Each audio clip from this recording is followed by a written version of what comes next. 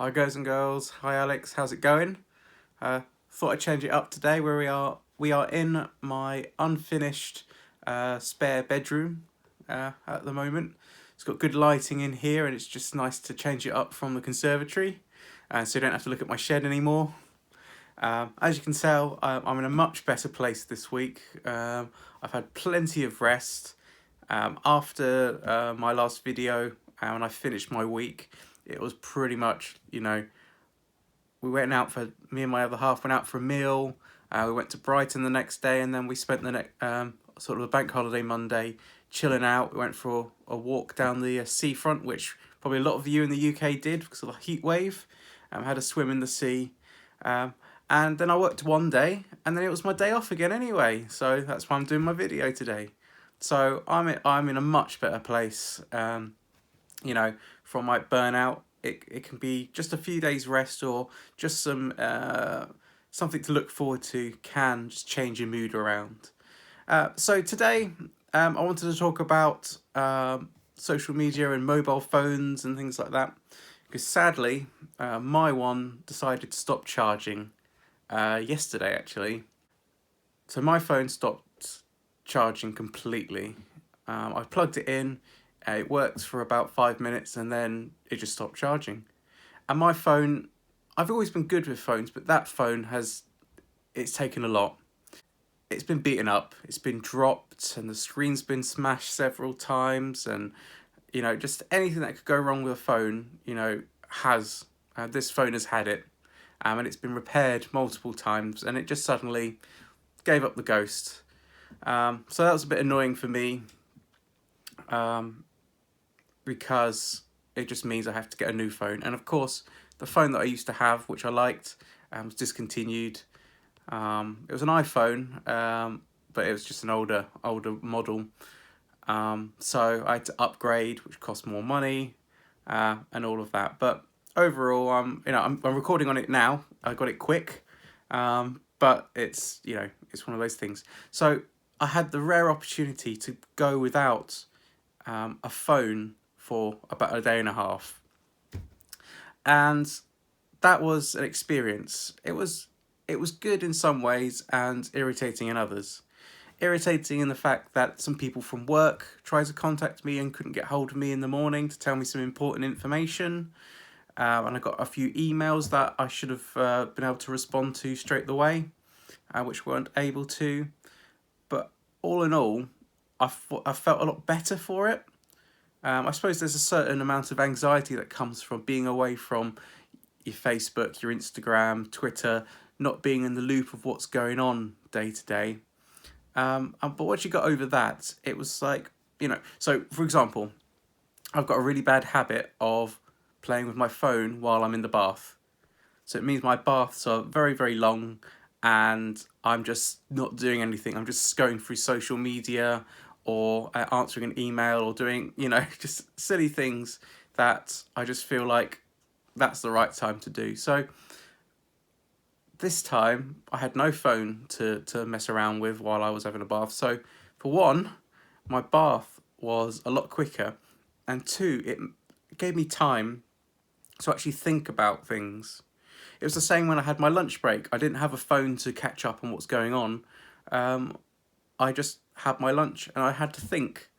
I had my lunch at an unpopular time, so I was eating alone, and it just allowed me to think about my life and think about what I need to do when I get home and everything like that.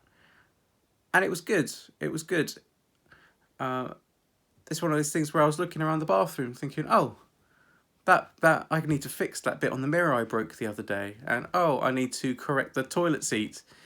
Just little things which I wouldn't have even thought about if I was just scrolling around on my phone, just being more aware of my surroundings. So I thought it was just really interesting, and I'll try and do it more, but it's very difficult in this day and age, with all the different apps and the way the world works. You need something with constantly this object which allows you to stay connected to people. And I'm not saying it's a negative thing. By far, it's not a negative thing, but I think it's healthy to stop every once in a while, and just look around, enjoy your surroundings. Maybe if you're going out with your friends, all of you leave your phones in the car or leave your phones at home and just deal with general conversation. I don't know, it's worth thinking about anyway.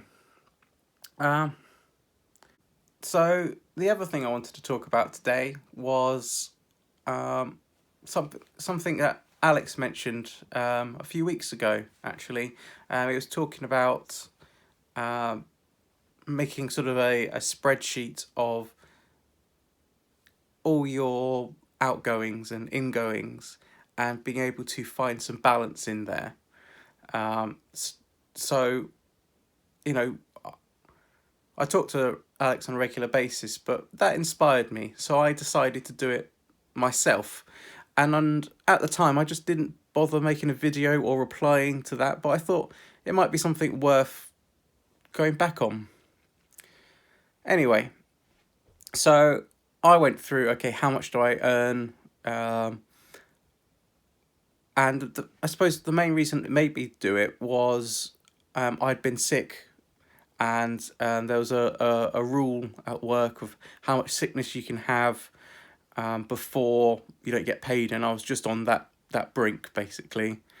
So I got paid a little bit less, and I've probably mentioned it in another video. I got paid a little bit less, and that just made me think, okay, we need to get through the month, and I need to save some money. I needed to save some money because I had some work done to my car as well, which again I mentioned in another video.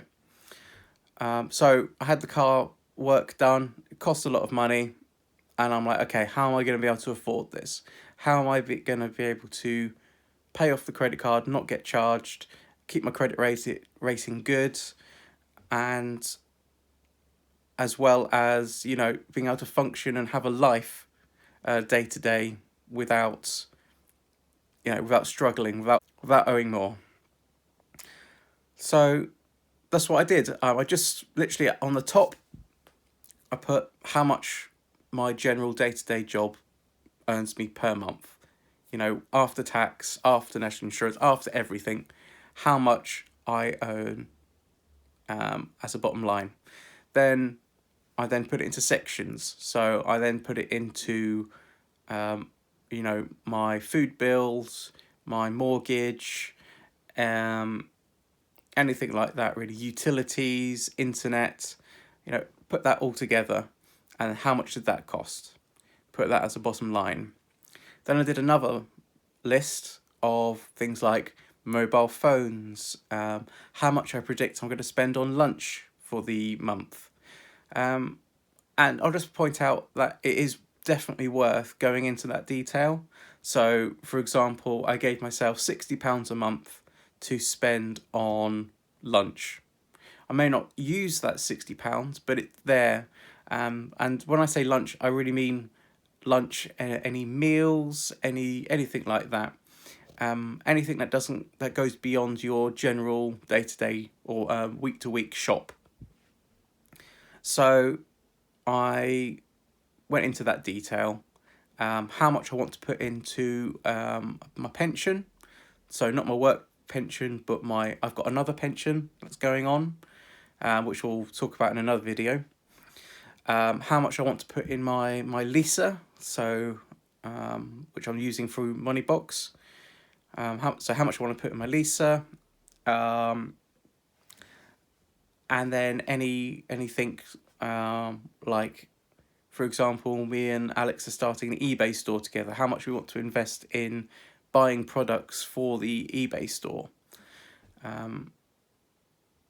All that sort of stuff. Anything I want to put into savings. So just calculate on a monthly basis how much you're going to spend on everything that you want to spend money on, and then just see what's left.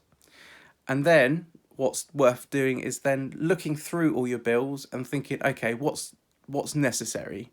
What can I reduce? What can I get rid of? Do I really need Netflix as well as Amazon Prime? Do I, you know, really need to, you know, have that magazine subscription? Whatever it is, you know, just, you know, we get in a habit of, oh well, I'll have that, and then the direct debit rolls through, and then calculate how much it's going to cost you in a year. You know,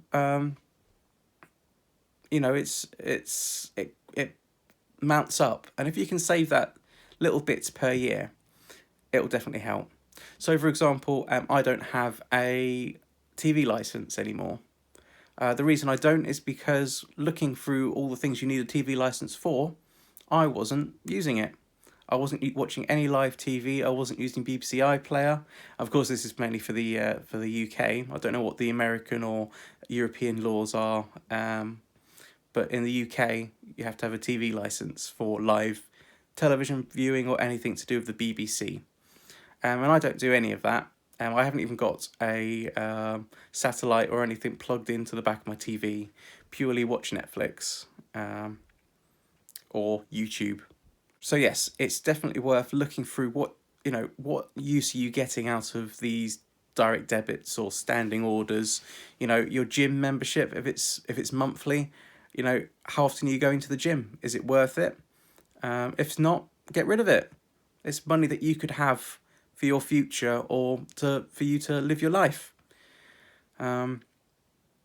So I found that budgeting is really, really useful. And I actually managed to save the large amount I needed for the TV in 1 month, just by being frugal. And again, another example is that instead, like I had a load of social engagements arranged, and what I did is ask people, okay, instead of going for a meal, do you want to come over to mine? Or can I come over to yours? And we'll just, instead of ordering a pizza out, I'll buy one from the shops for £3 instead of £15. It's just little things like that where you can just manage your money a little bit better. You don't need to go on 8 meals in a month just to see the people who you want to be social with. There's other and better and cheaper ways, so you don't have to sacrifice your social life for being frugal with your money or being good with your money. So it's just a few little tips there, really. So I guess the bottom line of it is that it is possible for anyone, and really I thought I was living sort of exactly to how much I earn, and that was the problem. I was living too close to that, and I think anytime we make money, we tend to spend that money. So I'm not saying it was easy. It was quite difficult to stick to that, and I've got another expensive month coming up, so I think I'm going to try and adopt the same thing, and just try and be as frugal and just try and save that money. At the moment, I'm not saving money. I'm putting it into things I've already spent or things that I know are coming up. So I can't say that I'm investing it all at the moment or anything like that. But everyone's in different positions. You might be very, in that situation that actually saving an extra couple of £100 a month, you can, really invest in stuff. You can improve your portfolio. You can invest in funds, make your pension better. There's loads of stuff you can do with that extra money that you'd otherwise be giving to people for something you're not using properly. Anyway, I think that's enough for today. It's just 2 thoughts that I thought worth mentioning today. Since I gave sort of a bit of a rubbish video last week, you get 2 for 1 in this one.